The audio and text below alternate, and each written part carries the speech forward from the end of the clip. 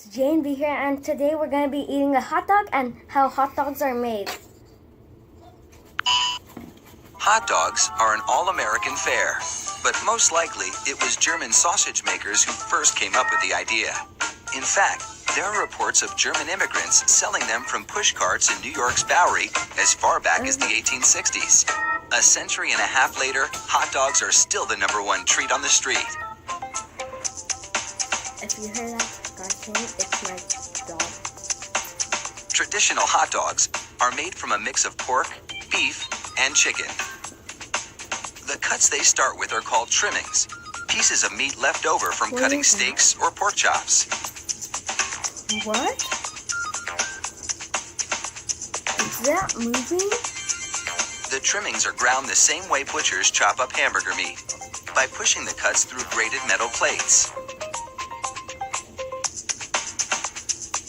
What the heck?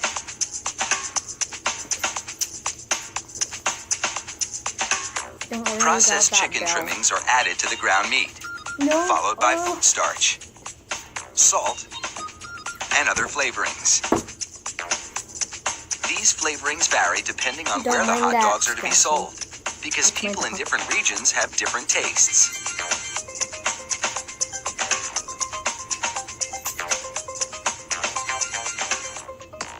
Water is sprayed into the mix, and everything is blended together in a big vat.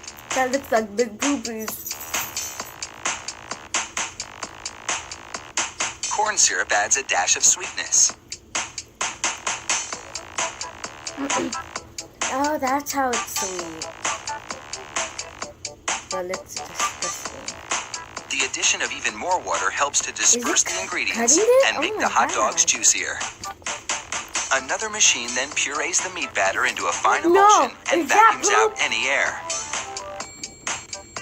I do not watch this video while eating a hot dog. Long rolls of cellulose tubing are loaded into the stuffing machine. It looks weird. And you're not going to eat hot dog anymore. It pumps the meat puree into these casings, twisting it every 5 1/4 inches, the length of one hot dog. It takes just 35 seconds to make a chain of hot dogs that would span a soccer field twice. Is that a hot dog? What? Oh, look.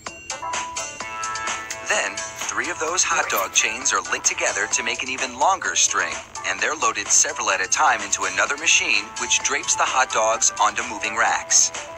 The process is carefully timed so that a twist always lands on the bar.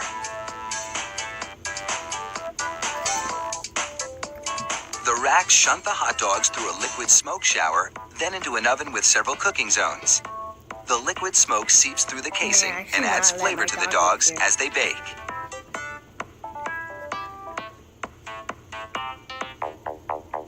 Hot out of the oven, these franks are drenched in cold, salty water to chill them in preparation for packaging. I like the music. The hot dogs then file down to an unloading zone. Here, a machine pulls them off the bars onto a conveyor. Do not see the other parts. Then, the hot dogs slide off the conveyor into metal containers. Cool.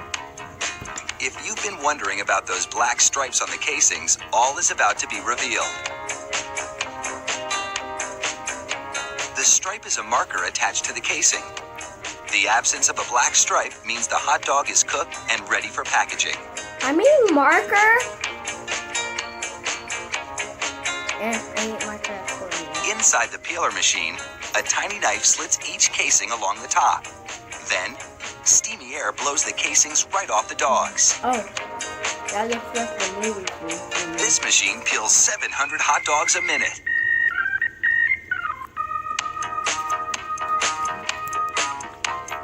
An inspector makes sure the casing has been completely removed and that there are no defects in the dogs.